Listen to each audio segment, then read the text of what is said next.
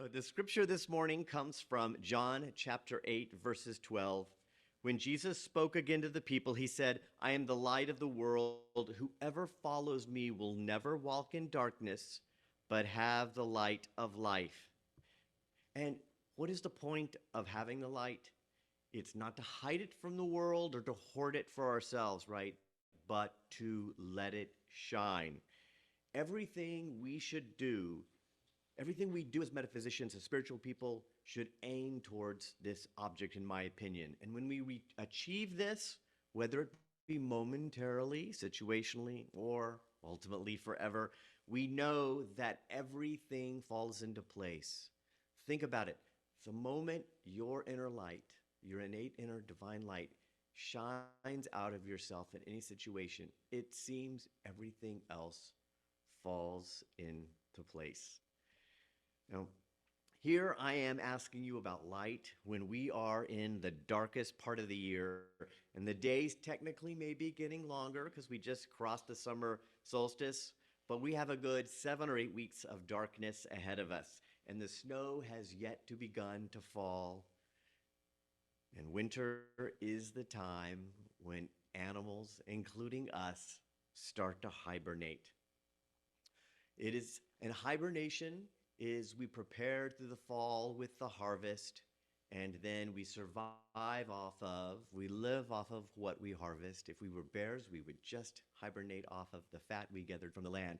But we still tend, even in this day, there are still hibernating activities that we do in the winter, whether it is weathering our car, covering up our windows, clearing out our gutters. Even though we're no longer living off the land as much as we used to, we still have these wintertime habits.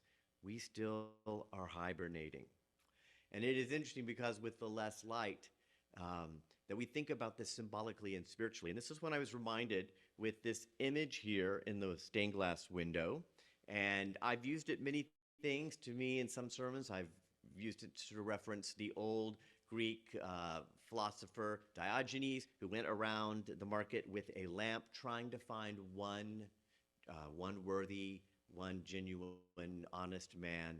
We're reminded that Reverend Scott likes to think of him as a depiction of Hermes Trismegistus, who is the subject and the erstwhile author of a book that was written at the beginning of New Age thought called The Kabbalion.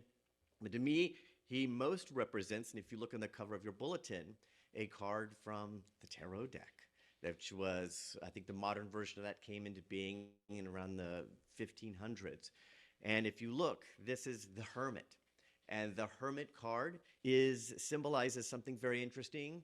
We don't see him in a stained glass window, but you do see him on the front of your bulletin.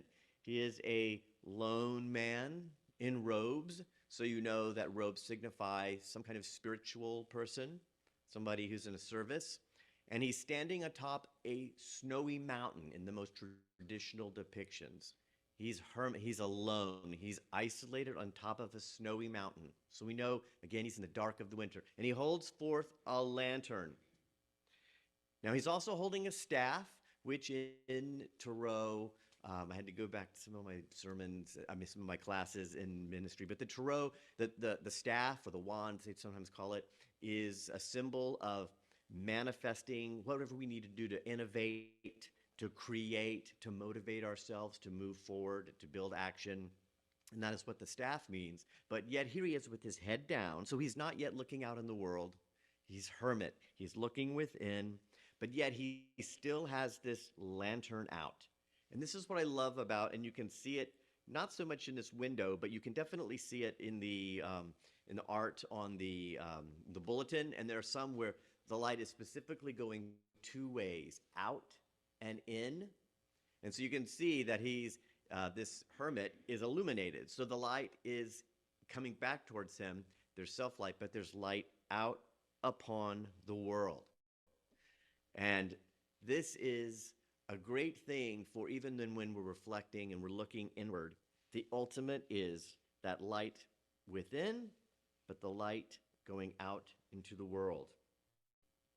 Now, in numerology, we know, those of you who are into numerology have a personal year, right? It's based on your birth month, the number assigned to your birth month, the number assigned to your birthday, and then whatever year it is for you until you have that birthday. And that's your personal year. But there is a collective year when you think about the year of this calendar, and that is 2023 is a 7 year, which is about seven symbolizes introspection. 2024 is an 8 year, which means great manifestation. So it's fitting that this last healing service of 2023 be directed inward. Now, that's not to say that inward reconciliation stops in 2024. We're all adults, and many times I think you've probably all saved up for money for something big, new furniture, a vacation, perhaps the proverbial rainy day, or just retirement. So that sort of manifestation takes fiscal responsibility, does it not? For example, the funny thing is, if we're new to that kind of fiscal responsibility, we quickly discover that even though when we've manifested the money, the fiscal responsibility doesn't stop. So on this last day of 2023, I present this symbol of the hermit as a reminder that for 2024 to be successful, the hermit's work, our hermit work, must still continue. The hermit does not set aside his staff, does not shutter his lantern. I am the light of the world. Whoever follows me will never walk in darkness, but will have the light of life. And today we want to lock into our minds that our light is our truest manifestation. Anything positive that arrives in 2024, I hope you see, is subsequent to that light, is a cause of that light. So let me repeat that. Our light is our true manifestation. Anything positive that arrives in 2024 is a subsequence of that light. Now, our healers in white already know this. That's the foundation of the work that they do. When they see me walking up here in the mornings, even though they might see an indication or have an indication of how I might need healing, they still focus on directing and amplifying divine energy, knowing that healing will happen where and how it's needed. So did any of you happen to catch, were you up this morning and heard Shankar Vedantan's show on NPR called The Hidden Brain? Did you hear it this morning? So if you haven't, I encourage you to kind of look at it. And this morning, it being New Year's Eve, so everybody's talking about resolutions and things like that. And this episode specifically was looking at New Year's resolutions through the lens of Greek philosophers, Plato, Socrates, and Aristotle, and how we form habits, both good and bad. It's a really neat dive, but very accessible, and I like how how they just break it down to something that's just very graspable and very every day. So it's not highfalutin and requires a college degree in philosophy at any means, but it's very applicable, and I encourage you to find the podcast and drag it up, maybe while you're making lunch today or something like that. But when it comes to healing and New Year's resolutions, I portend that any resolutions that we could hold off to New Year's Day, there's not a lot of resolve behind it.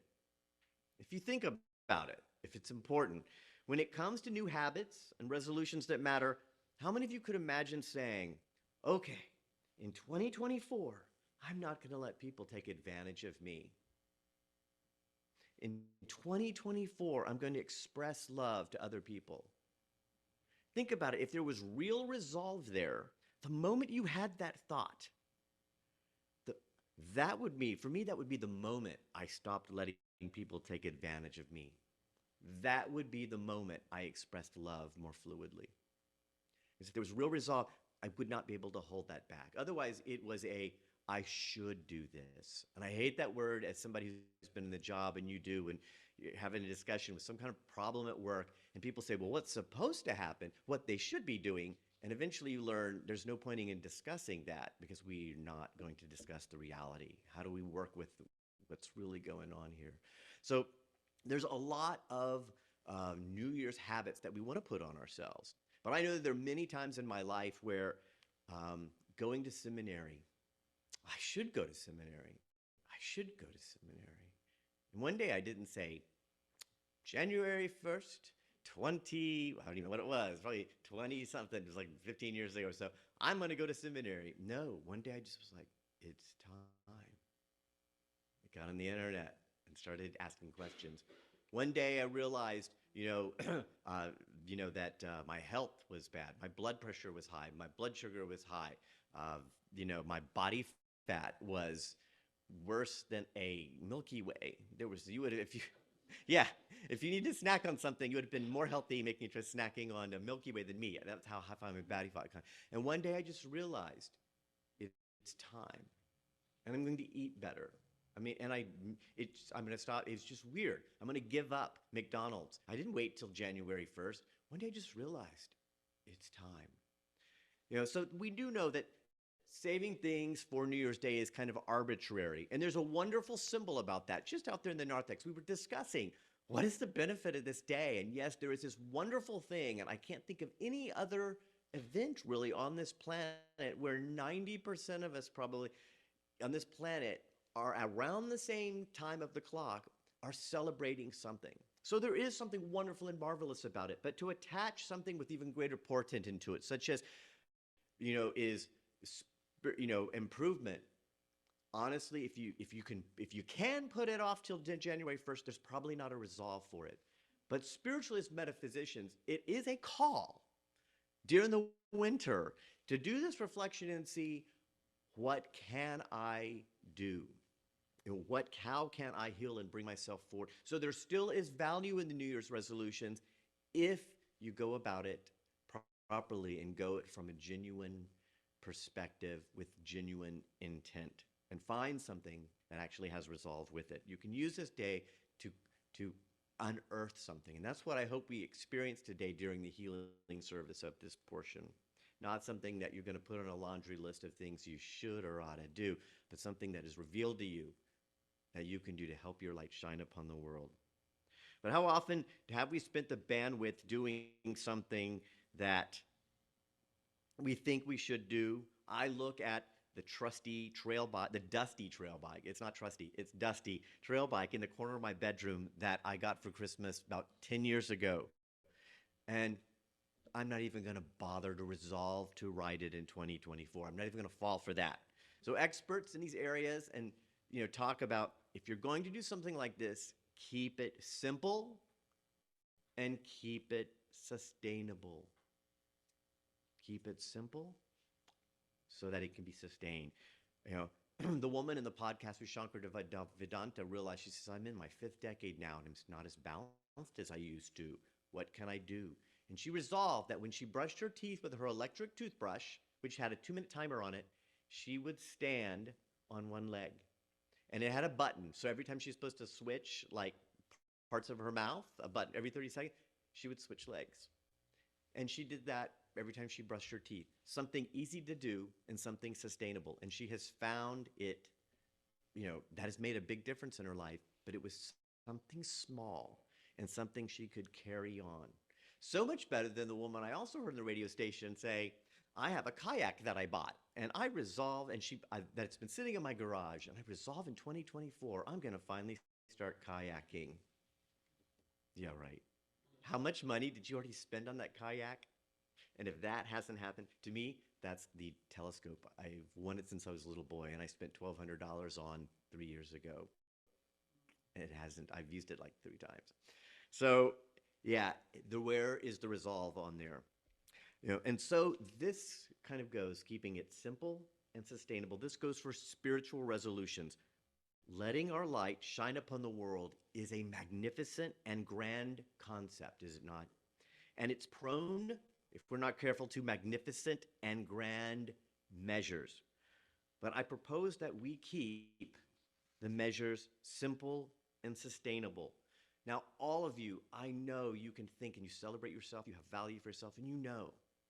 The fact that you're here, you already know that your light does shine upon the world. You are not so strong that you can block out all your divinities. Try as you may, sometimes Beauty comes out of you, whether you want it to or not. And that is a wonderful thing. So you know that there are aspects in your life, the children you've created, the pets you've raised, the kindness you've extended to neighborhoods, to neighbors, you know, the even the quiet, anonymous acts of beauty or gratitude you've contributed. You know your life is coming out in this world, and it sustains you and it fuels you. And you are here because you are aware that you are not yet fully ascended. I'm going to say you, I'm going to join you. Maybe I should just say I am not yet a fully ascended spiritual being, the fence that you can still see me.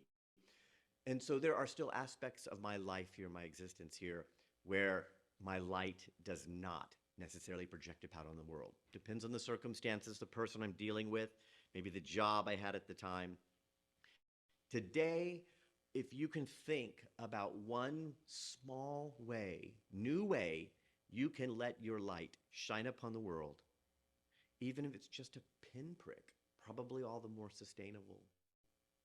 A pinprick of light in an area where light has eluded you or been a struggle for you.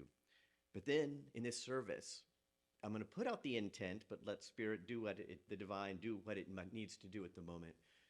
That if we put out the intent that today, as a hermit looking inward, what is perhaps the one little thing that is blocking that light of getting out and creating a new pinprick, but blocking, preventing that light to get out? Just something small that you can clear away. If you're going to clear out jealousy, fear, those are big, those are magnificent and grand concepts. But hopefully, and it's not an easy thing, in this time of reflection today, if we can think of one small way, and it might have to be engineered, I'd like to think of some small thing that you know you could do to just make your small corner, or a corner of your small corner of the world, a little more illuminated. That's within your capacity. What has prevented you from doing it before? If you don't know, I'm hoping that we can find that revealed to you. But that can be, you know that things will grow from there. So we're going to look at that and in our healing service later today. So instead of a hymn in our bulletin, I'd like to affirm this message with a work from the poet Atticus. And I often picture, you've got baby New Year who's not yet arrived, and you've got Father Time, who's the old year, representing the old year. It says, "Put your hand on your heart," the old man said. "Inside you there is a power. There are ideas, thoughts that no one has ever thought of. There is the strength to love purely and intensely, and to have someone love you back. There is the power to make people happy and to make people laugh. It's full compliments and the power to change lives and futures. Don't forget that power and don't ever give up on it."